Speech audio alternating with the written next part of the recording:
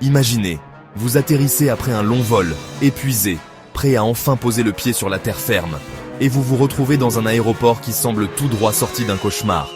Bruit incessant, files d'attente interminables, personnel débordé ou aux abonnés absents, bagages égarés, signalétique indéchiffrable, ou pire encore, une sécurité qui frise l'absurde.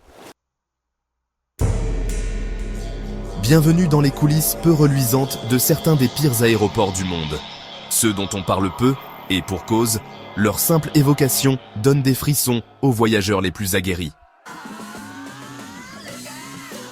Derrière les brochures papier glacé et les photos avantageuses des sites de voyage se cachent parfois des réalités bien moins glamour. Prenons l'aéroport de Lukla, au Népal. Surnommé l'aéroport le plus dangereux du monde, il est perché à plus de 2800 mètres d'altitude, en plein cœur des montagnes. Sa piste minuscule et en pente se termine brutalement contre une paroi rocheuse. Une erreur de manœuvre, une bourrasque trop forte, et l'atterrissage peut tourner au drame. Pourtant, des milliers de randonneurs s'y rendent chaque année, attirés par le rêve d'atteindre le camp de base de l'Everest. À Lukla, le danger n'est pas caché. Il est omniprésent, accepté, intégré à l'expérience. Mais ailleurs, c'est une toute autre histoire. Aux États-Unis, l'aéroport de LaGuardia, à New York, fut longtemps la risée des voyageurs. Construit dans les années 1930, il n'a pas suivi le rythme de la modernisation. Ses terminaux vétustes, ses toilettes en panne chronique et ses retards systématiques ont forgé sa sinistre réputation. En 2014, le vice-président américain Joe Biden avait même déclaré que l'on se sentait comme dans un pays du tiers-monde en y atterrissant. Depuis, de vastes travaux ont été entrepris, mais la cicatrice reste. LaGuardia symbolise les failles d'un géant à genoux, incapable d'offrir une infrastructure digne de son rang. Plus au sud, en Afrique, l'aéroport international de Lagos, au Nigeria, fait régulièrement parler de lui. Non pas pour ses performances, mais pour son chaos ambiant. File d'attente interminable, climatisation défaillante sous une chaleur écrasante, corruption latente, au point de contrôle. Le tout dans une atmosphère d'improvisation permanente. Pour les locaux, c'est le quotidien. Pour les touristes, un véritable choc culturel. Ce qu'on ne montre jamais dans les brochures, c'est la nervosité palpable, les regards fuyants, l'impression de devoir constamment surveiller ses arrières.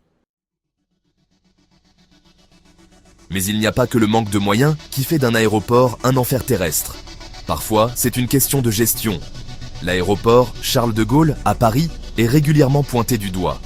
Bien qu'il soit l'un des plus fréquentés d'Europe, il accumule les critiques. Signalétique déroutante, personnel peu avenant, retard chronique, et une expérience passager souvent jugée froide, voire kafkaïenne. Ce n'est pas la taille qui fait la qualité, mais bien la façon dont on traite ceux qui y transitent. De l'autre côté du globe, l'aéroport international Ninoy Aquino, à Manille, aux Philippines, détient un triste record, celui du pire aéroport du monde, selon de nombreux classements entre 2011 et 2013. Problèmes de propreté, vol de bagages, services défaillants et une ambiance générale digne d'un film post-apocalyptique. Ce n'est que récemment, sous la pression internationale, que des efforts ont été entrepris pour redorer son blason. Mais le souvenir de ces années noires reste gravé dans la mémoire des passagers. Et comment ne pas évoquer l'aéroport de Juba, au Soudan du Sud? Enfoncé dans la poussière rouge, avec ses installations rudimentaires, il donne l'impression d'un poste avancé en pleine zone de conflit. Pas de climatisation, souvent pas d'électricité, et des pistes qui tiennent plus de la route de campagne que de l'aviation moderne. Pour les humanitaires, c'est une base essentielle. Pour les civils, c'est une épreuve. Mais ce qui rend ces aéroports si redoutés, ce n'est pas seulement leur inconfort ou leur inefficacité.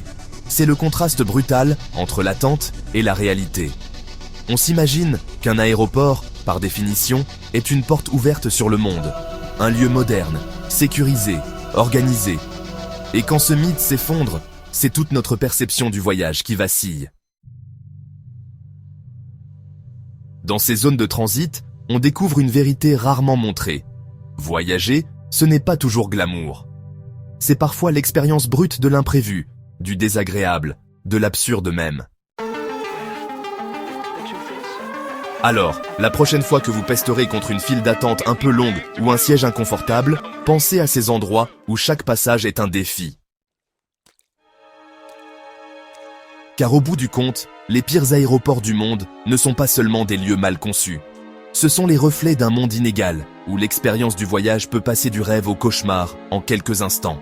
Une réalité que l'on préfère souvent cacher, mais qu'il est essentiel de regarder en face.